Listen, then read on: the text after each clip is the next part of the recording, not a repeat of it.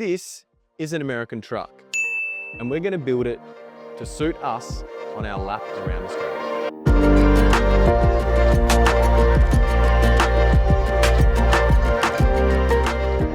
Now, we're not on the road full-time just yet, but every decision on this build is made with that future in mind. Long days on the road, heavy loads, and traveling with the family.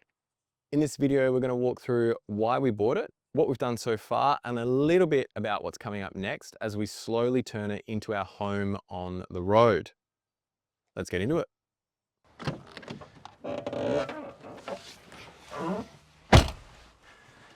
So, reason number one why we bought it is Australian distances. So quite often we travel quite far to go to these beautiful picturesque locations, and we really wanted something comfortable to sit in and was going to have enough room for the family. So we're going to have 3 kids very soon, probably any day now. Leisure going to pop. Oh my God! Okay, it's happening. Everybody stay calm. What's the procedure, everyone? What's the procedure? Stay calm! Wait. Now, interior space matters, especially when you've got kids. We've got space in between each car seat for books and drink bottles. There's plenty of room in front of them, between them and the front seats, which gives them more space, which probably keeps them a little bit happier when we're on the road. It's not like the Hilux was, where basically the knees were touching the back of our seats. And you just feel them constantly kicking the back of the seat, which is always fantastic. And plenty of room for leash in the front. We've also got this middle seat. So we got a 6-seater. If we decide to have another child, you can legally have somebody sitting up the front. By that stage, Ko would probably be out of his car seat by then, or in maybe like a little booster seat or something. Reason number 2 is the towing capacity. We tried every different calculation we could possibly do to try and make this work with like a 1500 or a 200 series Land Cruiser to save a bit of money, which would have been nice, but we just couldn't do it. The van we're looking at purchasing is quite large, so starting from around about 3.5 to 3.7 ton. This is a 4.5 ton towing capacity, pretty easy, with a decent engine that can handle it. So the big reason is we'll have a big van and we want something that can tow it. We've been really enjoying it so far. We've only had it probably there will be maybe 4 months now. Even just cruising around town has been fantastic. We can fit in a normal parking space, just FYI.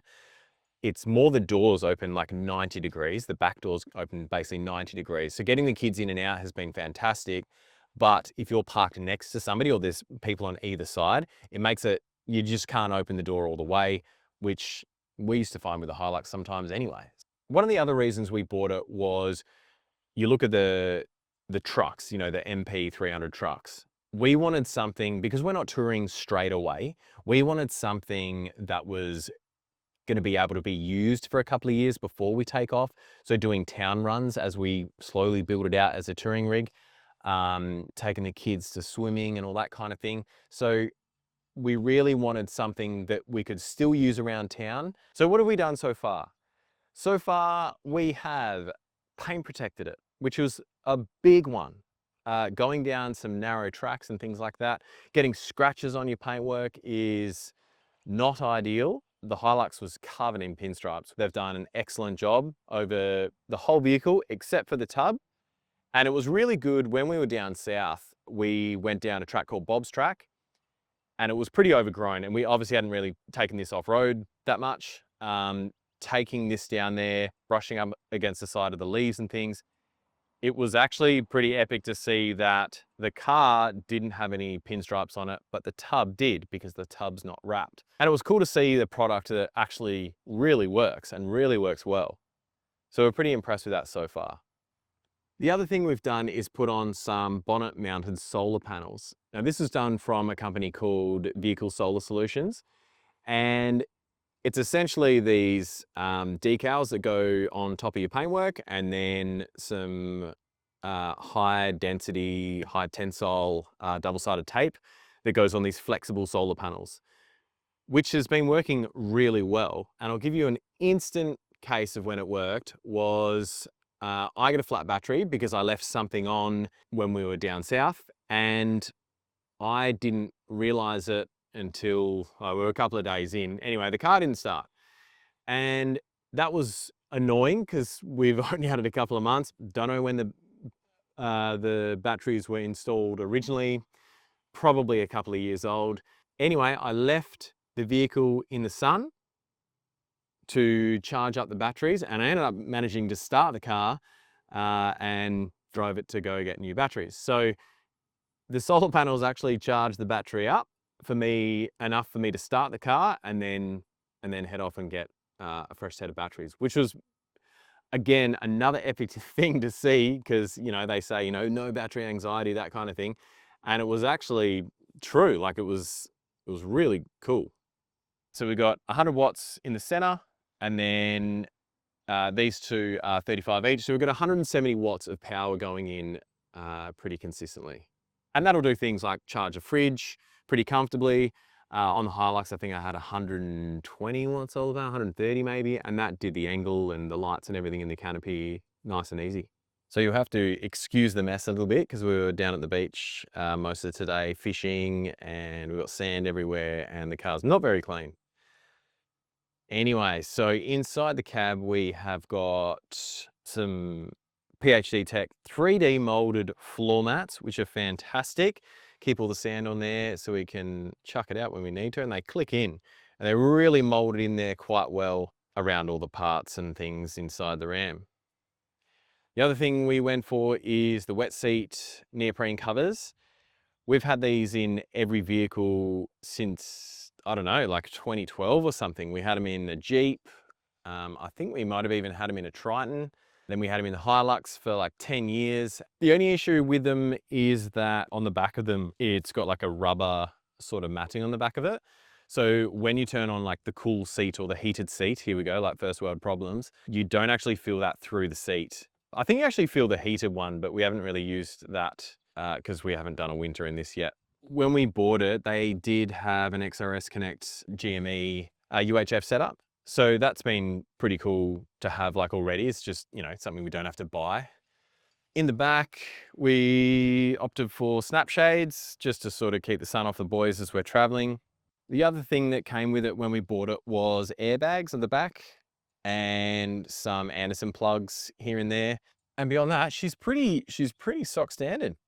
And that is sort of the perfect segue into the next section. So what have we got coming up next? We will be doing a tire and suspension upgrade. We have opted for, now these haven't been confirmed yet, but we are going to be probably going size 35 inch, just so that it's more commonly available. There was an instance where Dad took his 1500 over east not long after he got it. And I can't remember the exact tire size that he's got, but he ran into issues over east where he couldn't get a particular tire size, and their whole East Coast was basically just sold out of that one particular tire size. So it was either, you know, upgrade all of his tires or patch it and make it home. He ended up patching it, making it home and sorting that out later. But yeah, making sure that we can get tires sort of readily available sort of everywhere would be the best bet. On one particular trip up the Carragini in Broome, we blew 3 tires and we had to buy new tires in Broome. It was just headache. So we want to make sure that we can get the right size tire around Australia when we take off. The next thing we'll be doing will be suspension as well. So actually it'll probably be suspension first and then tires. Probably a 2 or 3 inch lift. I've looked a little bit into this, and it's not as simple as just chucking a lift in. There's a few other components that you need to do with these American trucks to make sure that they drive properly once you do it. May DIY some of this. Heavy diesel mechanic friends that should be able to help out. We might even do some tutorials on it, who knows. But that would be on the cards this year for sure, along with the wheels and tires. The next big thing, which I'm not 100% sure we can reveal yet, if you watch our 2026, what's coming up this year, there's a reason we didn't wrap the tub in the paint protection. So something's going on the back, which is pretty common these days for these types of utes. I'm sure you can figure that out. Electric side steps. They would be a nice to have, not a must have, only because they cost a lot of money to get these ones done. I think some of them were like $3,000 plus just for electric side steps. Seems insane. I would love to find somewhere that would do them a little bit cheaper and then I can just install them myself. They're certainly a nice to have, but obviously not a must have. Bull bar. Now, I'm not sure I want to do a bull bar on this. It's a big unit as it is.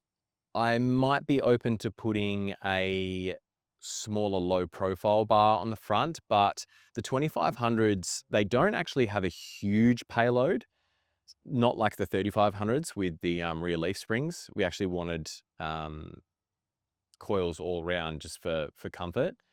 So adding a bull bar obviously adds weight, lowers your GVM, that sort of thing.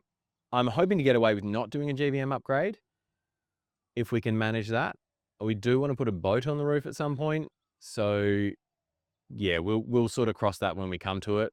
Once we finish doing all the mods to it, weigh it, see how we see it. Like I said, this is going to be built as pretty much a touring rig, not like some crazy off-road adventure type thing. Never really been into that whole side of four-wheel driving. A little bit, not too much, mainly the touring. So obviously the build isn't finished yet. It'll sort of keep evolving as these things tend to do. I don't think the Hilux was ever truly finished, even though we had it for 10 years. But it'll just sort of keep evolving as our family evolves and our travel plans evolve.